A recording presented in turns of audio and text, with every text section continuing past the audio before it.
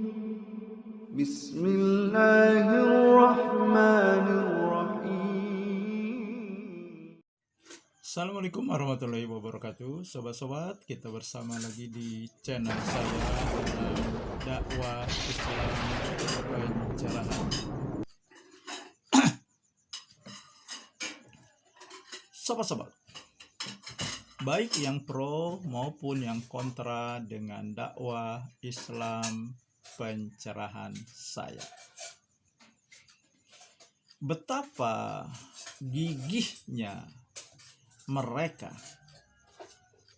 mempertahankan amalan bid'ah tahlilan, sobat-sobat.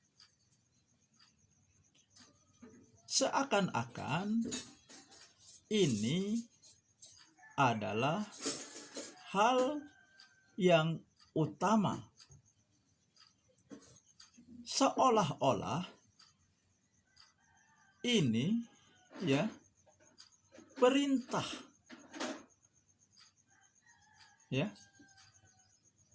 padahal kita tahu dan mereka juga tahu bagaimana sejarah tahlilan ini lahir. Dan ketika ada yang meluruskan, mengajak kembali kepada Al-Quran dan Sunnah Nabi, mereka menolak, mereka melakukan perlawanan dan menantang-nantang untuk debat, sobat-sobat.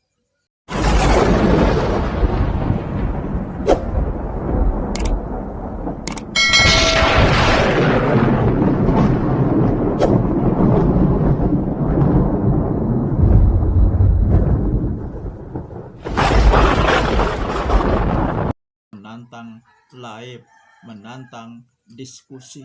Sama, saya juga mengalami hal itu.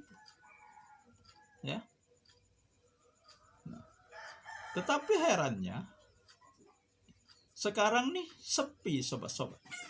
Meminta saya live dengan Sani Uye, diskusi live dengan Sani Uye. Setelah saya upload konten jawaban saya terhadap tantangan Sani Uye, setelah itu sepi. Bahkan dari Sani Uye sendiri tidak ada tanggapan, sobat-sobat. Sebelumnya kan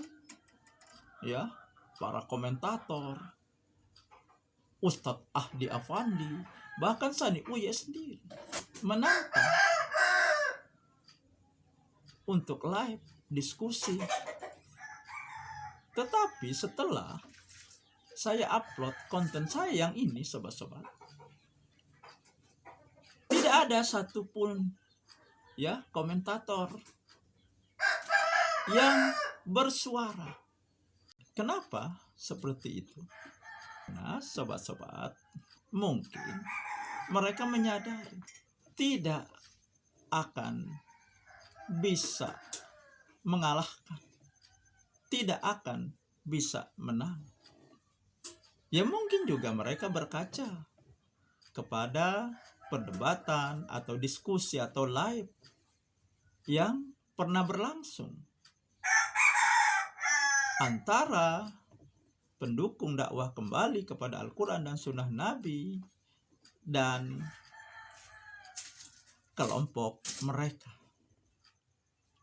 Kan tidak ada satupun dari perdebatan yang berlangsung, diskusi yang berlangsung, live yang berlangsung dimenangkan oleh kelompok mereka.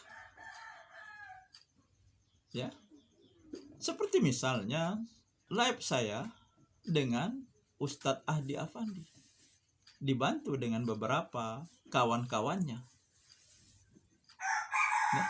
Kan pada akhirnya Ustadz Ahdi Afandi gelagapan. Saya tanya masalah dalil tahlilan.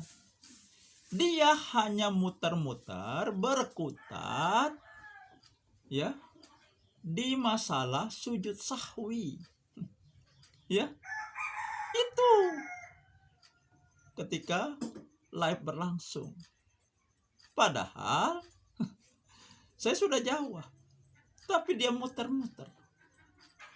Ya kalau kemampuan cuma seperti itu, ya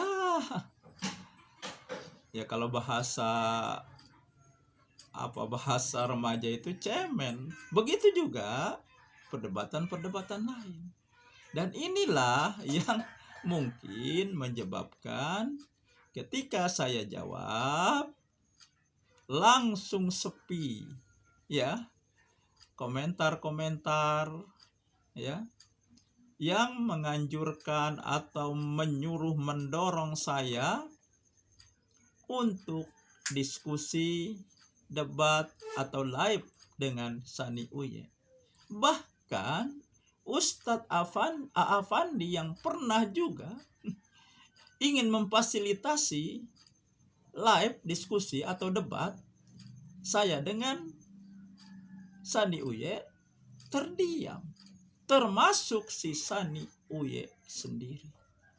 Ya, baguslah sobat-sobat, mereka sadar diri, ya, karena walau bagaimanapun mereka mampu baca kitab, menguasai nahwu sorof. Akan tetapi kalau dalilnya hanya cocok logi, hanya ngepas-ngepasi, hanya akal-akalan, akan sangat mudah dipatahkan dan digugurkan. Ya, seperti yang terjadi perdebatan antara Kiai Haji Idrus Ramli dengan Ustadz Piranda dan Ustadz Jainal Abidin. Ya, kan pada akhirnya Kiai Haji Idrus Ramli mengakui berdasarkan kitab I'anatul Thalibin, kitab pegangan mereka, bahwa tahlilan itu bid'ah mungkarot, bid'ah makruhah, diakuinya. Ya berarti kan sama dengan mengaku kalah. Tetapi ya karena alasan kebiasaan, tradisi di masyarakat, mereka masih mempertahankan. Berarti kitab pegangan mereka sendiri diabaikan. Ikut tradisi masyarakat, ikut kebiasaan masyarakat. Padahal ayat Al-Quran tegas. A'udzubillahi minasyaitonirrajim. Wa in tuti aksaro mang fil ardi yudiluka ang sabilillah. Dan jika kamu mengikuti kebanyakan manusia di muka bumi ini, niscaya akan disesatkan dari jalan Allah. Surat Al-An'am ayat 116. Demi ya membela dan mempertahankan amalan bid'ah tahlilan ini, mereka ternyata bukan hanya meninggalkan kitab pegangan mereka sendiri, akan tetapi juga meninggalkan Al-Quran, tidak mempedulikan Al-Quran, sobat-sobat. Nah, baiklah sobat-sobat, coba kita simak saja ya diskusi mengenai masalah tahlilan antara Haji Idrus Ramli yang mewakili Aswaja dan Ustadz Piranda dan Ustadz Jainal Abidin yang mewakili pihak Salafi.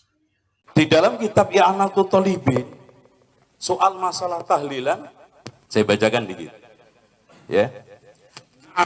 Ma yaf'alun nasu minal istima' indal mayyit wa sun'it ta'am minal bid'il munkara. Saya terjemahkan. Ya.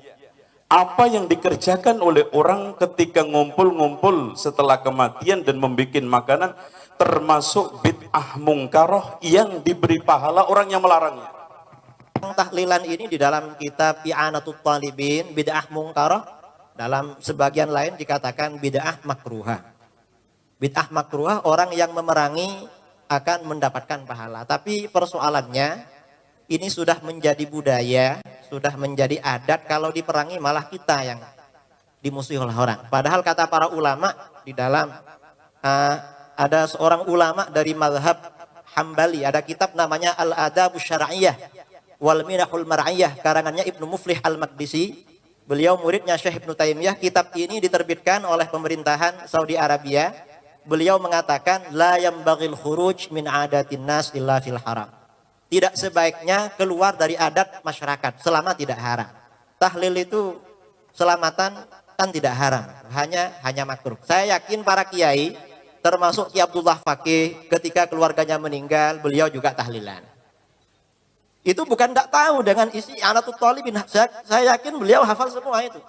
Tetapi mengapa? Karena ini adat dan manhaj Rasulullah SAW di dalam berdakwah. Ketika adat ini kalau diberantas ini akan menimbulkan kerusuhan, akan menimbulkan gejolak, oleh Rasulullah SAW dibiarkan. Mungkin bisa dibaca dalam kitab Al-Adabus Syar'iyyah. Karena waktu sudah habis, maka saya kembalikan. Mungkin nanti khusus tahlilan kita bicarakan dalam diskusi tentang tahlilan. Waktu dikembalikan kepada tentang masalah tahlilan. Kita dapati setelah kita membaca buku-buku dari mazhab Syafi'iyah, ternyata para ulama Syafi'iyah mengingkari masalah tahlilan. Lafal-lafal mereka bermacam-macam. Ada lafal mengatakan muhdats, sesuatu yang baru. Ada lafal yang mengatakan bid'atun munkarah, bid'ah yang apa? Mungkar, ya. Dan ini seperti tadi penekanan dari I'anatul Talibin bahwasanya orang yang melarang akan diberi apa? Dapat pahala. Ini menunjukkan penekanan yang luar biasa tentang masalah tahlilan. Dan kita dapat yang menyedihkan di tanah air kita, tahlilan ya seakan-akan suatu perkara yang wajib. Dan ini kenyataan, kalau orang tidak tahlilan, seakan-akan dia salah. Sampai ada perkataan kamu seperti ngubur seekor kucing. Padahal kita tahu Nabi SAW meninggal di zaman beliau sangat banyak. Ada Khadijah radhiyallahu taala anha, putri-putri beliau, putra beliau, para sahabat. Kemudian di zaman Abu Bakar para sahabat. Tidak pun ada dalil bahwasanya mereka bertahlil seperti acara yang ma'ruf, seperti acara yang kita ritual yang kita laksanakan di tanah air kita 3 hari, 7 hari. Ini juga bilangan dari mana? 3, 7, 40, 100 dan tiap tahun. Ini semua yang menjadikan para ulama Syafi'iyah dengan tegasnya mengatakan bahwasanya tahlilan adalah bid'ah. Oleh karenanya kita mengajak kepada para ikhwan, para saudara-saudara kita dari Nahdlatul Ulama dan yang lain Ahlussunnah wal Jamaah untuk kembali kepada masalah ini, kembali kepada mazhab Syafi'i. Tidak ada salahnya ini memudahkan kaum muslimin. Akhirnya kita dapati orang yang tatkala harus tahlilan dia harus mengutang sana, mengutang sini. Sudah terkena musibah, ditimpa lagi dengan musibah, harus apa? Membiayai 1 hari, 2 hari sampai hari ke-7, kemudian hari kesekian. Ini sangat merepotkan. Apalagi saya baca di internet sampai ada yang mencuri kabel gara-gara apa? Untuk mengadakan apa? Tahlilan. Dan ini kenyataan, merepotkan. Ya, merepotkan. Oleh karenanya disebutkan oleh para ulama Syafi'iyah, hal ini banyak dari Imam Nawawi, Imam Syafi'i, kemudian para ulama yang lain mengikuti bahwasanya tahlilan hukumnya tidak keluar dari bid'ah mungkarah, bid'ah yang apa? Mungkar. Ini menunjukkan bid'ah dhalalah, bid'ah yang sesat, bahkan orang yang melarang akan diberi pahala oleh Allah Subhanahu wa taala. Jadi itulah sobat-sobat ya. Jelaskan ya, Kiai Haji Amli sudah mengakui. Akan tetapi karena takut diperangi masyarakat, akhirnya tetap menjalankan. Ya. Padahal di kitabnya kan jelas. Ya, tahlilan itu bid'ah makruhah, bid'ah mungkarah. Kemudian ketika kita mengikuti kebanyakan orang, mengikuti kebiasaan masyarakat banyak, ya, nah berarti kan meninggalkan peringatan Allah, meninggalkan Al-Quran di surat Al-An'am ayat 116. Itu saja sobat-sobat. Semoga ini menginspirasi dan mencerahkan. Nasrum minallahi wa fatun qarib. Wassalamualaikum warahmatullahi wabarakatuh.